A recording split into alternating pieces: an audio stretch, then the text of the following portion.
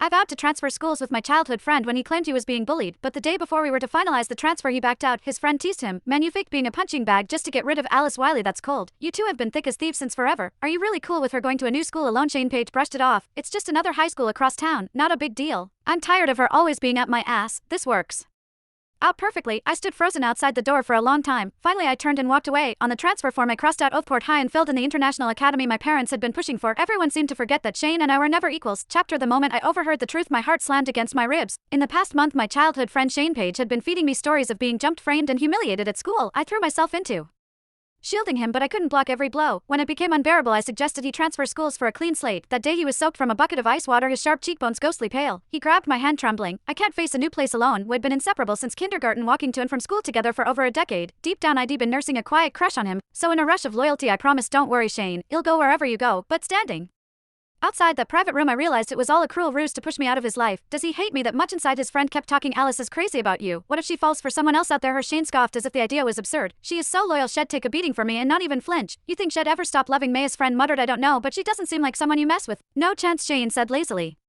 "Our school is full of rich kids, but has she ever given any of them a second glance?" His tone dripped with disdain as he continued, "She is always up my ass. It's annoying." The room burst into laughter, sharp and mocking. I wanted to run, but my feet felt rooted to the floor, forcing me to endure the humiliation. One guy clicked his tongue. "First time I've seen someone push away a girl who is crazy about them. Respect, bro. But if you're sick of her, why not just tell her? She doesn't seem like the type to pester you." Shane frowned. "She is too intense. Being straight with her wouldn't be that easy." He paused, then dropped the real bombshell. "Besides, Esther gets all torn up whenever she sees Alice. She only feels okay when in there to hold her hand. In doing this for Esther's sake, Alice will just have to deal with it for a bit." It clicked like a puzzle snapping together. Shane started faking the bullying just a week after Esther Howell was transferred to our school. "You sly brat, a new girl shows up and you're already whipped." Someone chuckled. "But Esther has got that fragile damsel in distress vibe. Guys eat that up. Unlike her, Alice is sharp and always has that icy glare that keeps everyone at arm's length. No matter how gorgeous she is, that's a tough sell." The others piled on, tearing me apart like sharks on a feeding frenzy. Shane didn't stop them or defend me. He even nodded along, agreeing with their jabs. My heart sank into a dark, throbbing abyss. For a fleeting moment I wanted to knock down that door and demand answers. Why did he lie? Did he feel even a flicker of guilt watching me get hurt for him? Did our years of friendship mean nothing? But my mom's words echoed in my mind. "Don't waste energy on pointless battles. People don't turn rotten overnight." In the end I turned and walked away. Chapter: The pain crept in slowly. I could have shrugged off a friend's betrayal, but Shane had crossed that line, blurring the boundaries between friendship and something more. That made the cut deeper.